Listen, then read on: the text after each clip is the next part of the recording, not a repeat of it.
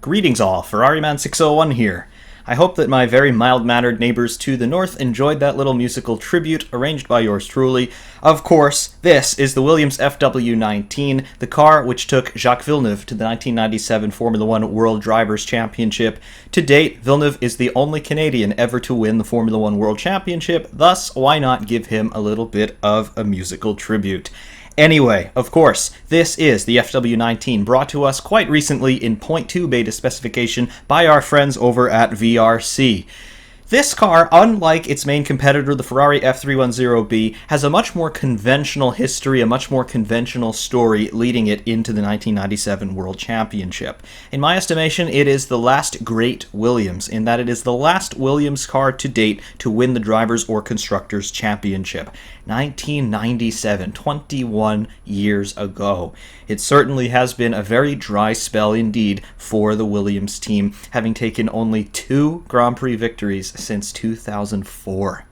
Anyway, the history of the Williams FW19 reads a little something like this.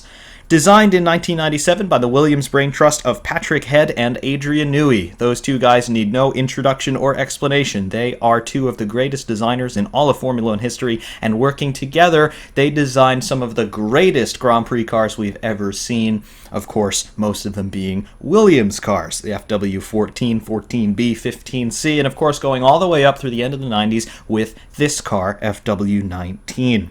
The car's construction, it is quite conventional given this era of Formula One. We've got carbon fiber everywhere. We've got a double wishbone pushrod suspension, front and rear, all in carbon, of course. The suspension actuated by those pushrods via torsion bars and bell cranks. The engine in this thing, 3-liter V10. It's the Renault RS9 and RS9A, which ran the balance of the season.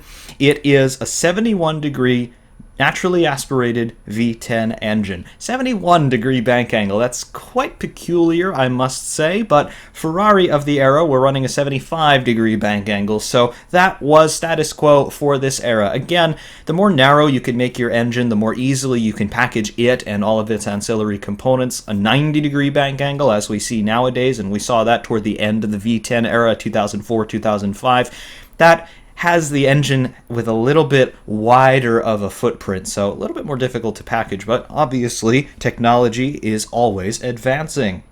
Gearbox in this thing. It's a 6-speed, semi-automatic, transversely mounted sequential 6-speed, of course paddle actuated by the driver. Fuel is provided by Elf, lubricants provided by Castrol, and of course, just like the Ferrari, it's sitting on those Goodyear Eagle tires. Competition history for the Williams FW19, it reads a bit like this. It was only entered by the Williams Renault team in 1997. It was driven all season by Jacques Villeneuve and Heinz-Harald Frentzen. It made its debut in the 1997 Australian Grand Prix. Out of 17 races in 1997, it managed to win 8 of them. It scored pole position for 11, and it scored fastest lap in 9. It won the Constructors' Championship in 1997, and as we already mentioned, Jacques Villeneuve took it to the driver's title. Very cool car. It is certainly indicative of the Williams design trends of the era, and it's very much an evolution of the cars from the previous years, the FW16 starting, and then FW17 in 1995, and FW18 in 1996. This car really was the zenith of Williams, and as I've mentioned, they really haven't managed to achieve anything near the glories that they had through the mid-90s. This is Williams' swan song as far as we are concerned for the moment. This car in Assetto Corsa, it's been here for quite some time. VRC released 0.1 beta quite some time ago, I want to say in the middle of summer 2017. However, quite recently, they have updated it to 0.2 beta specification, now to match the Ferrari F310, which they have also brought to us. The guys from VRC, we are not used to them disappointing, and I am quite pleased to say that they have not disappointed us yet again. Just look at the modeling work, the texturing work, the livery, the reflections, everything on this car. It is absolutely on point. Fantastic. I can spot no flaws whatsoever. Tremendous. In terms of the technical specs on this thing, we already talked about the numbers, but let's take a look at some of the details on this car, both technically as well as in a modeling sense, brought to you by VRC.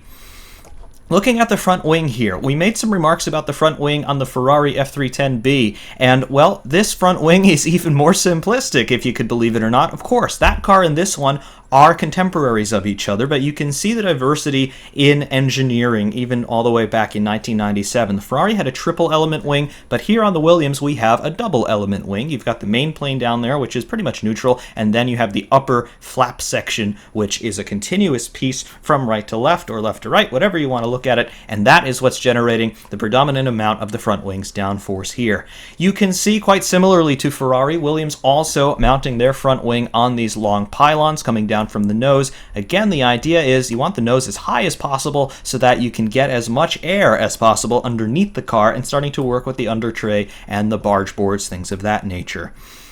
On the front suspension, here's that double wishbone push rod arrangement that we mentioned earlier, quite similar to the one on the Ferrari, and you can see there again the wide track of these mid-90s cars makes for those long push rods, but it looks absolutely marvelous.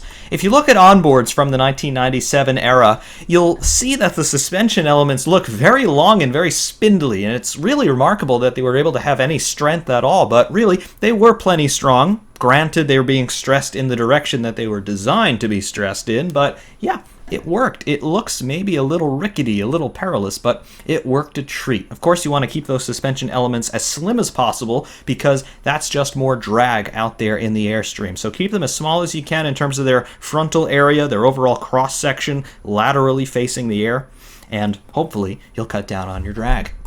Toward the midsection of the monocoque, you can see the barge board detail.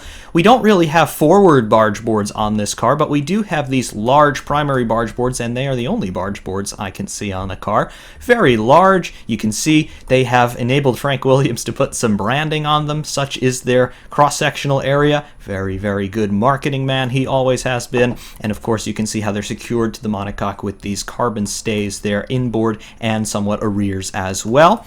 Also below the barge board and slightly forward, you can see the T-tray or the tongue. It's just the front section of the under tray there. Very cool. And of course, the legality plank, that wooden plank along the center line of the underside of the car, would also be mounted there. Top side, looking at the push rods where they're going into the top of the chassis, you can see this hatchwork, this shut line. That would obviously be where the mechanics could access those dampers to make adjustments there on the heave springs as well as on the anti-roll bars, I would imagine, and most likely some access into the pedal box in that area as well, considering I don't see any other hatches on the front section of this monocoque.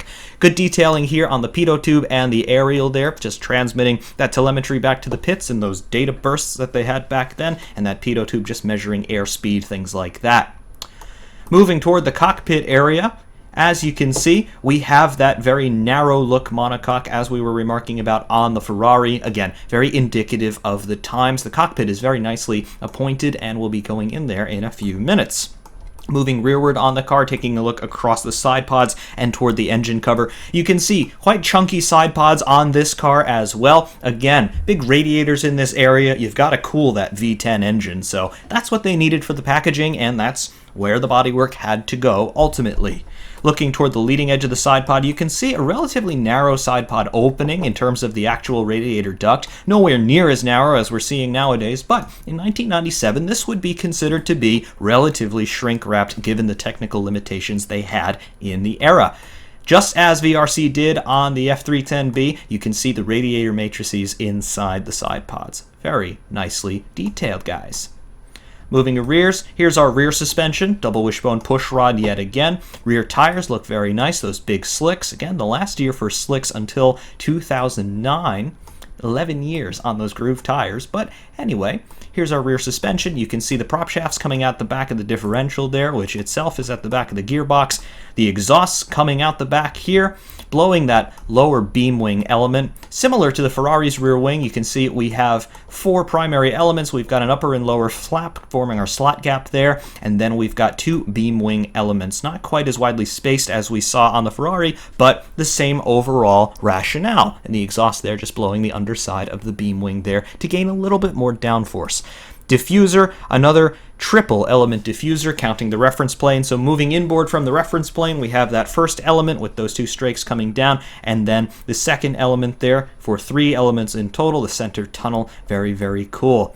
Unlike on the Ferrari, I don't see a starter hole yet, or maybe I do. It's a little bit difficult to see. Perhaps if you look from the rain light straight down, you're going to see in the center of the diffuser, you're going to see a little bit of a metallic detail there. That may or may not be the starter hole. I can't quite discern that, but oh well. We'll give them a pass on that if it's not there, because it's not that important. Anyway, looking into the bodywork here underneath, you can see the exhaust primaries coming out of the right-hand bank on that Renault V10 engine. Very nicely detailed. I absolutely love it. Love it, love it, love it already.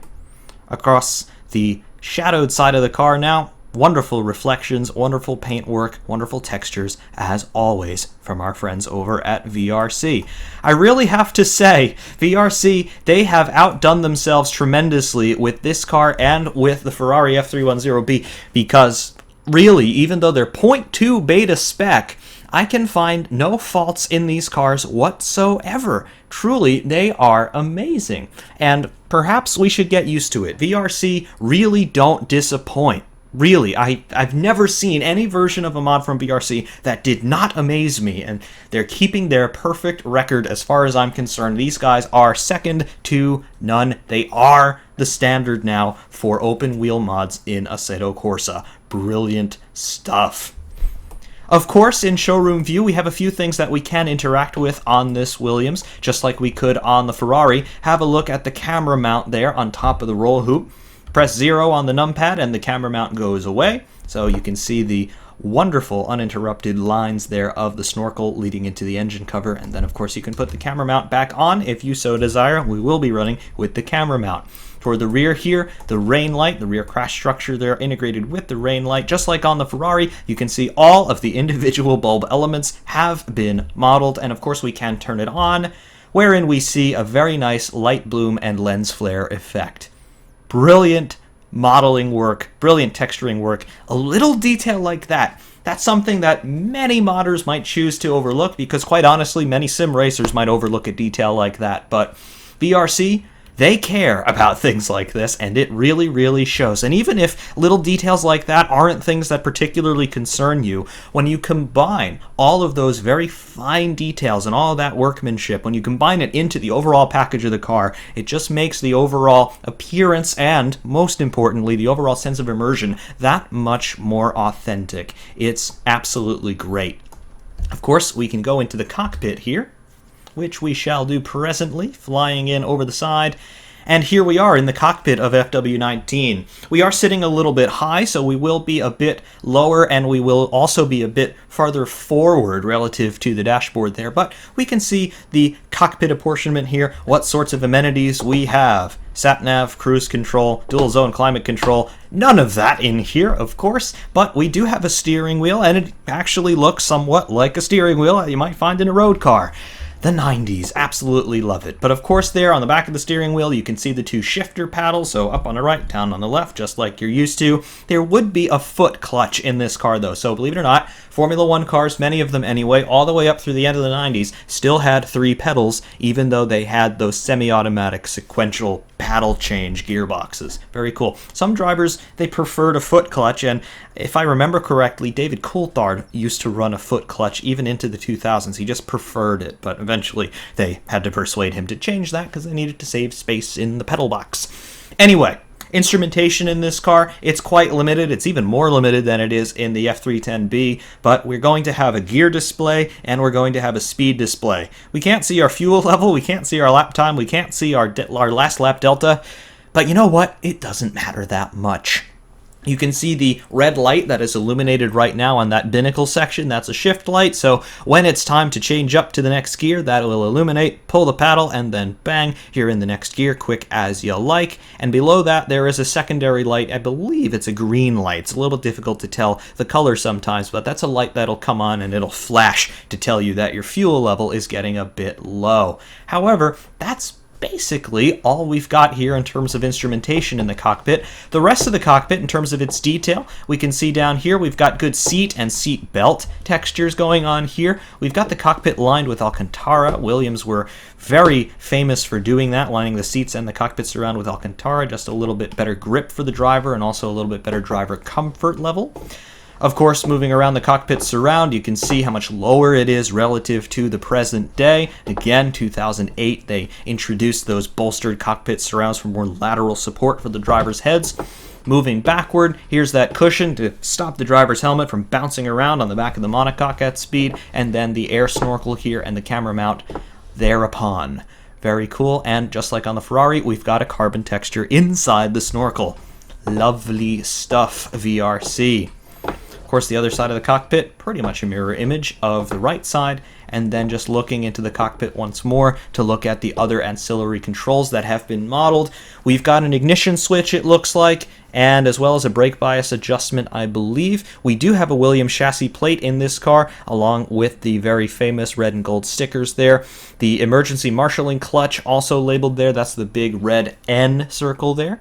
And then we've got the main ignition kill over on the right-hand side of the bulkhead. We've also got the fire bottle, the fire extinguisher toggle there. Pull that to the left, it looks like, and you're going to start squirting a whole bunch of extinguishing agent into the engine bay. Very cool. Steering wheel, you can see how relatively simplistic it is, especially when we compare it to a modern Formula One steering wheel. Looks like we've just got 4 buttons on it. One's for a radio, one is for a radio cutout, I believe, one's for neutral, and one's for pit lane speed limiter. And then, of course, you got the shifter paddles on the back. That's about it. Pretty basic, but it certainly served its purpose, and quite honestly, if somebody told me nowadays that I was going to be racing this car, fine. I don't think I'd be left wanting for all that much. Of course, that's a pipe dream. Anyway, we will leave the cockpit here, and we'll take one final look here at the resplendent Williams FW19, brought to you by VRC. Just like we did with the Ferrari, we have to take this car to Jerez de la Frontera because, well, that was the race of 1997.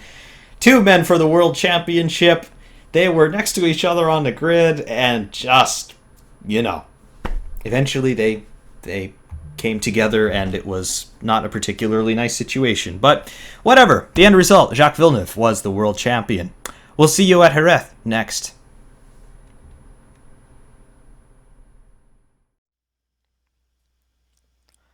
Welcome to Jerez. Before we get on track, of course, we're going to have a look through the setup screen and show you what's going on here on VRC's version 0.2 beta of the Williams FW19. Here on the pit screen, of course, we've got our transmission, first through 6th gear, remember a 6-speed box, and the final drive ratio, all adjustable to your heart's content. Default values are shown here. Tires, we've got 3 compounds to choose from. Defaults to the medium, but we can also select from the hards or the softs. Tire pressures default to 12 psi. You can bring them all the way down to 10 or all the way up to 13. So another relatively narrow tire pressure adjustment window there. Fuel, we've zeroed it out to keep the engine quiet, but maximum capacity is 140 liters there. Aero, front and rear wing, those are the only aero adjustments that we have. When we make aero adjustments, you do not see the angle of attack change visually on the wings, but the effects, of course, are duly modeled in the sim.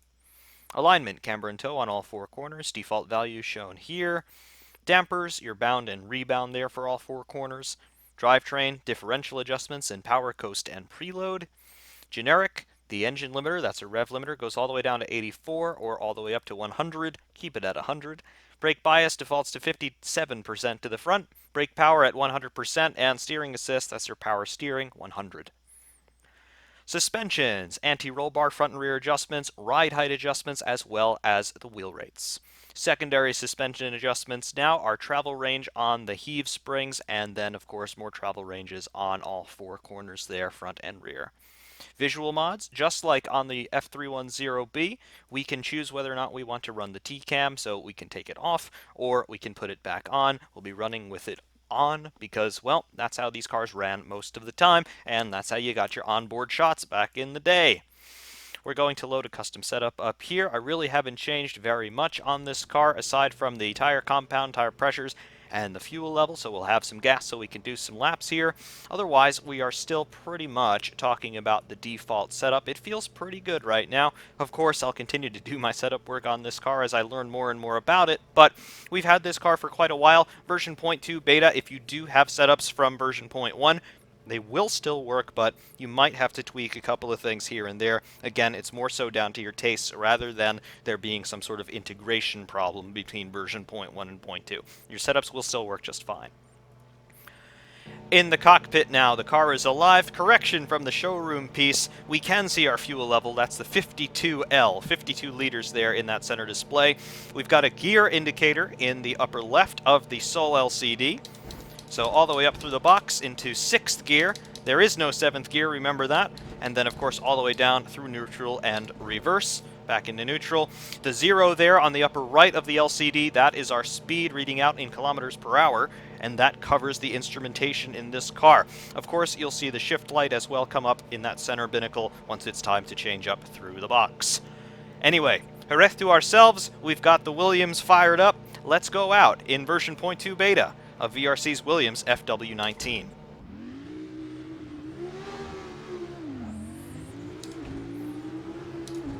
We'll have to take our first lap a bit judiciously because we do have to bring the tire temperatures up. Of course, tire pressures will also be coming up, as will the brake temps.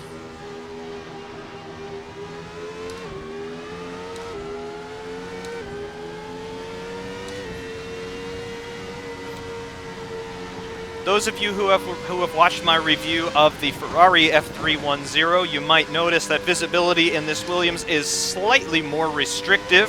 That's because we have that center binnacle element coming up. It's a little bit larger and a little bit higher than the equivalent area on the Ferrari, but it's really not that much of an adjustment to get used to. Just sort of look around it and you'll be fine. Other things on the car, it looks like we're sitting slightly closer to the steering wheel than we do in the Ferrari, so just get your eyes reapportioned to that as well. And again, everything will be fine. It's not that big of an adjustment.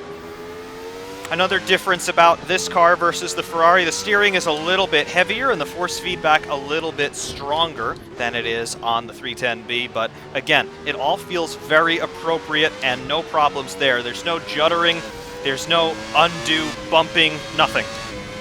Force feedback definition is very good. It gives you a very good sense of where all four corners are at all times. Anyway, full beans now.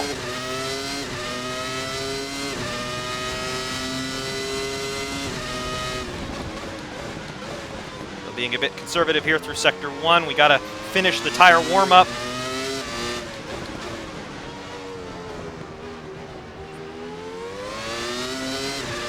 Already now, are we flat out? We're flat. Almost not flat, but we are flat.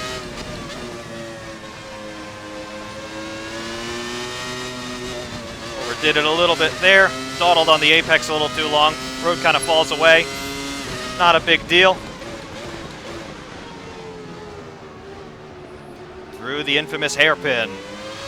And back on the power, lighting up the rears a little bit. Through this very fast sequence leading into Sector 3.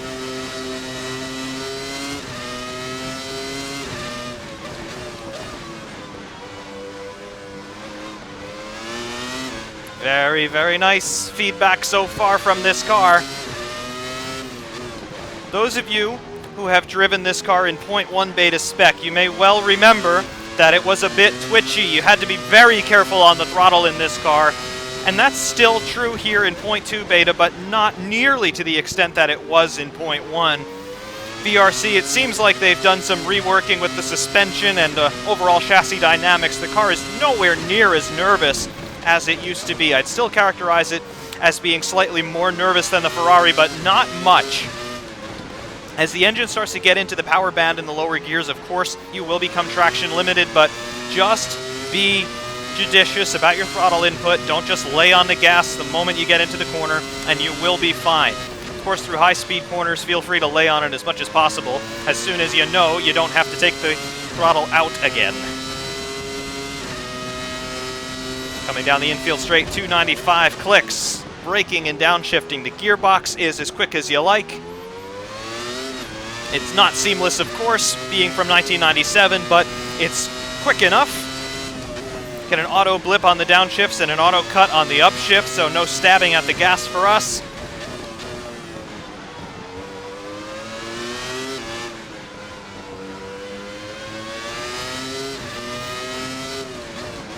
And just getting on the power out of the corners, that's where this car really shines.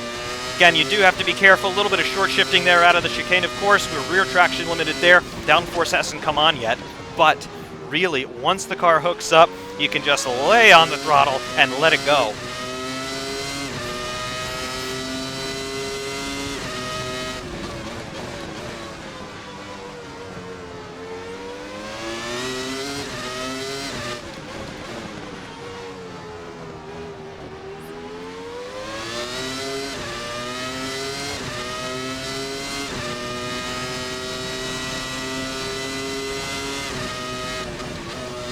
Ah yes, this corner, probably the most challenging in the whole lap. It's wonderful to get this car around there in a hurry.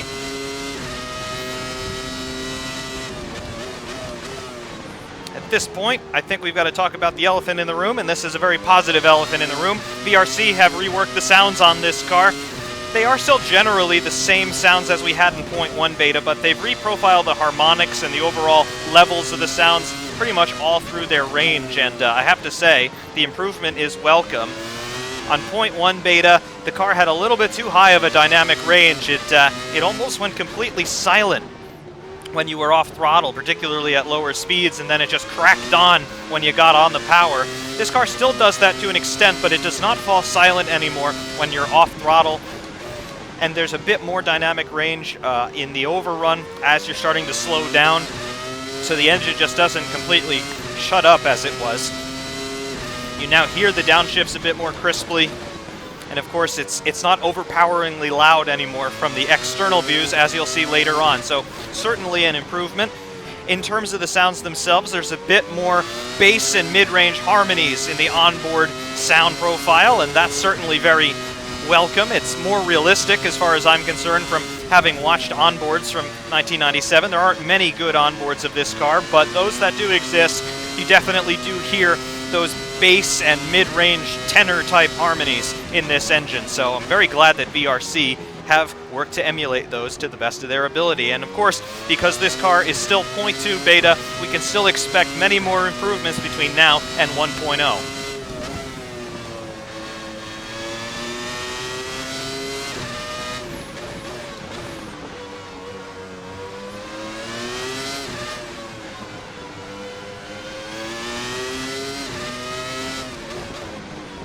Of course, with this car having a 6-speed gearbox, the Ferrari, of course, has a 7-speed unit. The individual gears are a little bit longer in this car than they are in the Ferrari, simply because you've got one less gear to play with, but really the Renault engine, it's got plenty of torque, so it fills the gaps quite nicely between gears. It's not really a problem.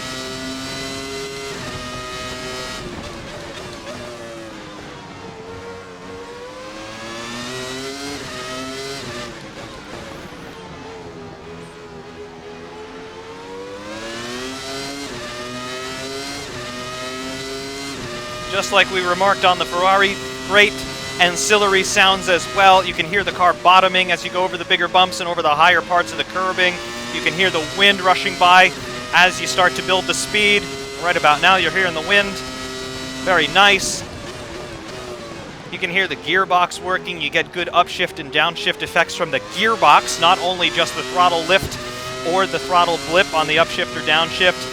You hear the actual dog rings clunking into place. It's very, very nice. That's a little wide. A little squirrely, as you can see. The car has a little bit of a propensity to get away from you. It's quite similar to the F310 in that regard. Again, wing cars, they're only happy when they're running at speeds high enough to generate downforce. So in this car, that means around 190, 200 clicks. Par for the course for this era. The tires are working a treat, though. Big Goodyear slicks, wonderful tires. No problem at all.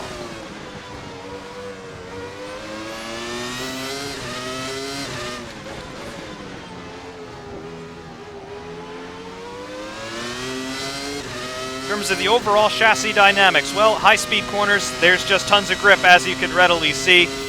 No real issues there. Once the car is planted on the ground, you can just lay on the throttle and it'll be there for you. Low-speed corners, remember, because the speed's dropping off and therefore the downforce is dropping off, you can get a little bit of a propensity for either understeer or oversteer. Depends a little bit on your damper settings, and it depends on how enthusiastic you're going to be with the throttle, but really quite predictable. I wouldn't quite call it neutral, but it certainly doesn't have those diabolical snap oversteer moments that this car used to have in its earlier specification. VRC, you've definitely polished this thing up quite a bit, and it shows.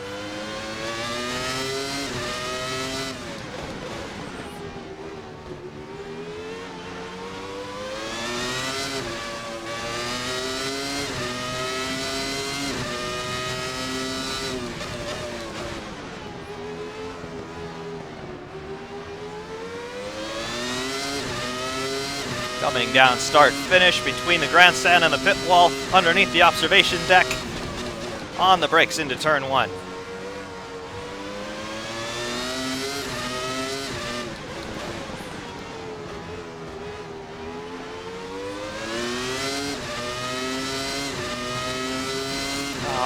Such a cool car, it really is. You can see why it won the World Championship, undoubtedly. It's a little bit more highly strung than the Ferrari, I want to say. I think it demands a little bit more precision. It doesn't like it when you're hunting around for the apex, for example. It likes you to turn the wheel once and just hold it there. The car seems a little stiffer than the Ferrari all around. Getting a little bit more understeer in this car than I was in the 310B, but all in all, it's a mid-90s Formula One car, and it's behaving exactly as I would expect it to.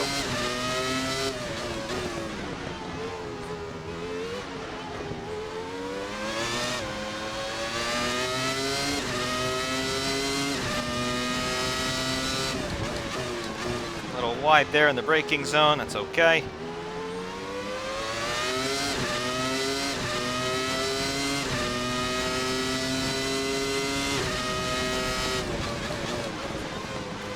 A little rear locking there under braking. Of course, Jerez is quite a bumpy circuit as well. Probably see that through the force feedback trace there.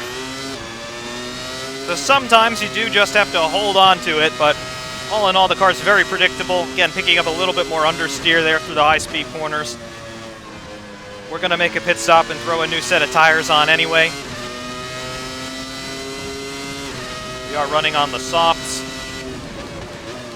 We don't need to be putting any more fuel in the car, really. However, soft tires will go on. We'll make sure our pressures are where we want them, 10 PSI.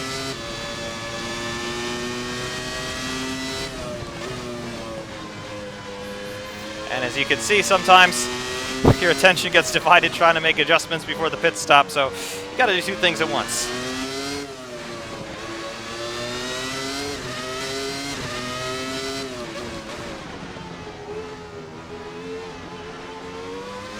Out of the chicane, on the throttle, through the high-speed stuff. Now, toward the pit-in. Pit-in is almost blind here at Jerez, so you really gotta make sure you know where you're going.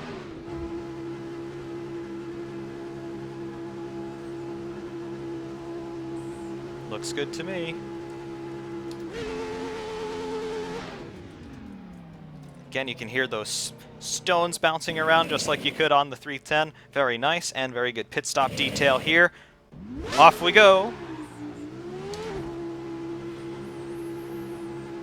And we'll be careful here. Coming back onto the circuit. Got to build tire temperature once again.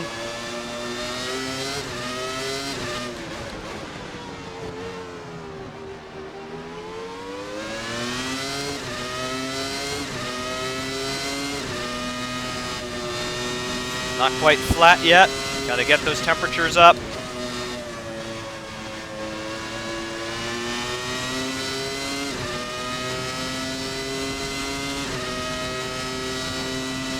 On the brakes, down through the box, into the hairpin, using the throttle to control the radius.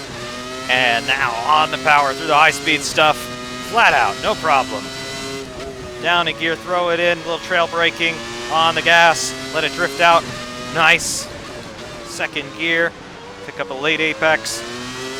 Third gear, short shift slightly, on the power, use all the runoff. Braking through the chicane, on the power, hesitate a little on the power, short shift into third. Now high-speed stuff, up into fifth gear, coming down to the final corner. Second gear, throw it in. And on the gas, now light it up.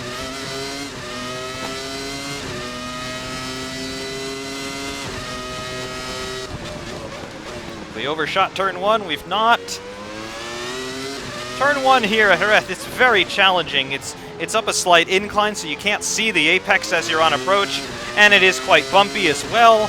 So those factors combining to make for a challenging turn one experience, but of course it is still quite drivable. Thankfully the road kind of falls away, and it will help catch any lurid slides that may have set in on entrance, so you do have multiple lines through turn one. On the brakes, I like the fact that we can see the brake discs glowing inside the front wheels.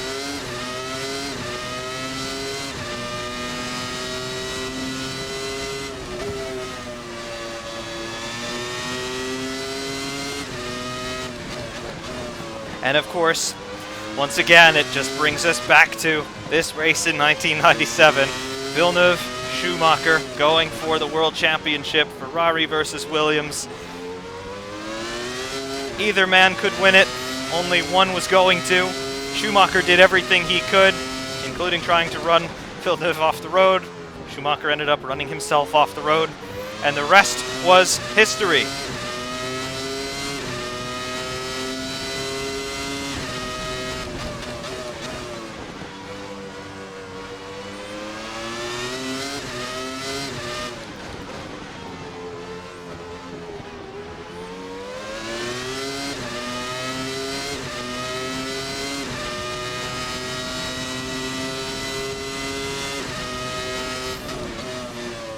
Oh, it is just such a great car.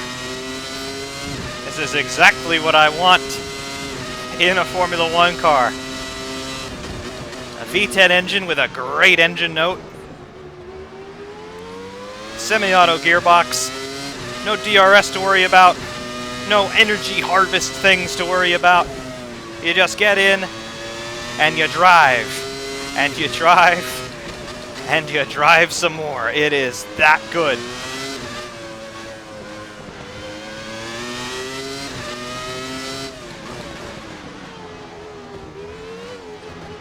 A little squirrely there under traction.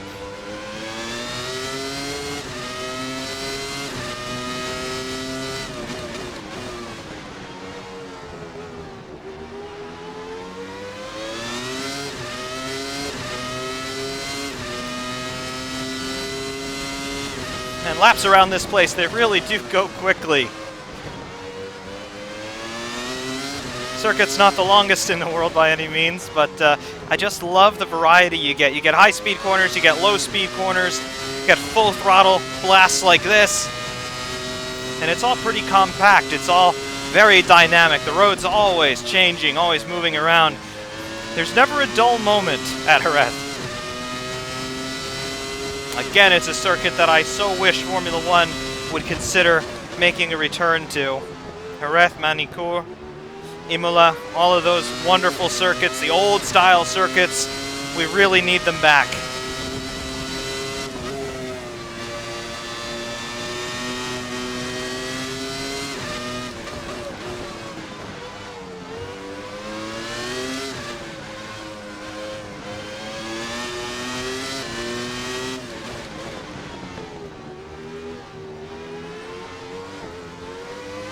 Jump the curb there, no problem.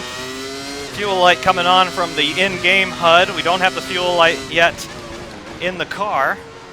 Probably see that come on this lap. Just watch below the red shift light on the binnacle. You should see a green flashing light start coming on. I think that comes on at 10 liters of fuel remaining.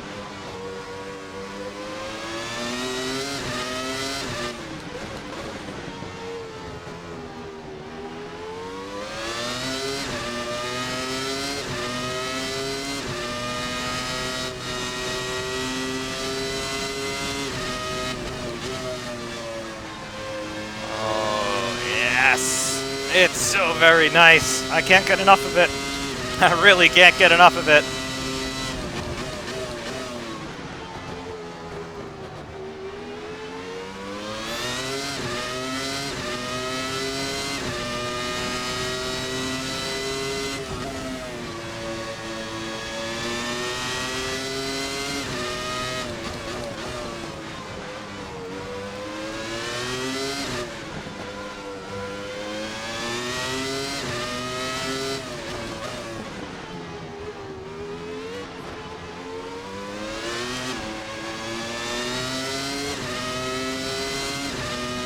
Twelve liters of fuel left. We'll see that fuel light come on very soon indeed, probably on this lap. I just want to show you what it looks like.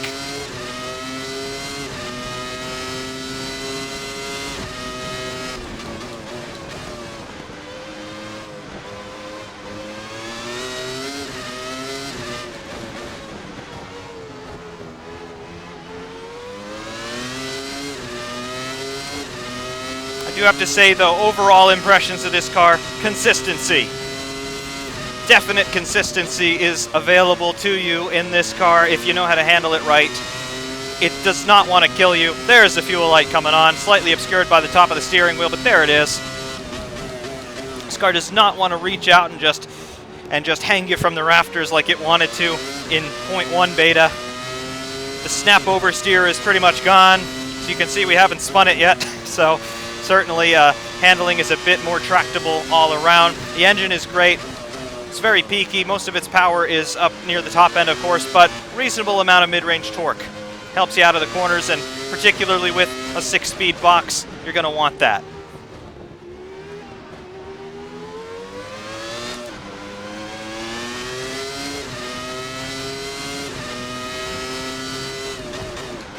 One more lap, a little rear locking. The rear tires are pretty much gone. That's okay.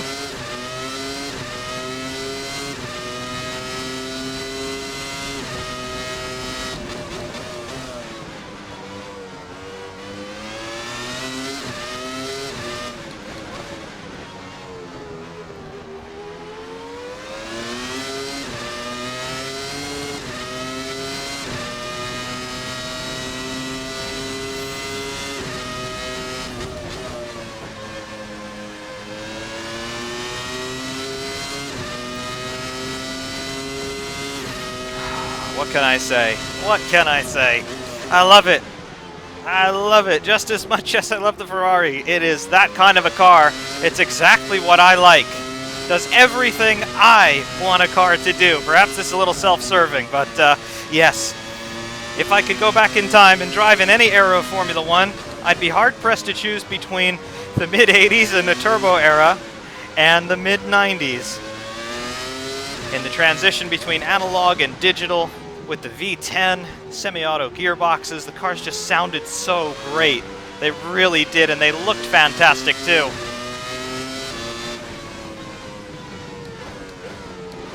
Really, it's a toss-up. Really is. But this car, nothing toss-up about this. This is fantastic. Inside, outside, backwards, forwards, sideways. Love it. Absolutely great. One of the greatest mods ever made for Assetto Corsa right here.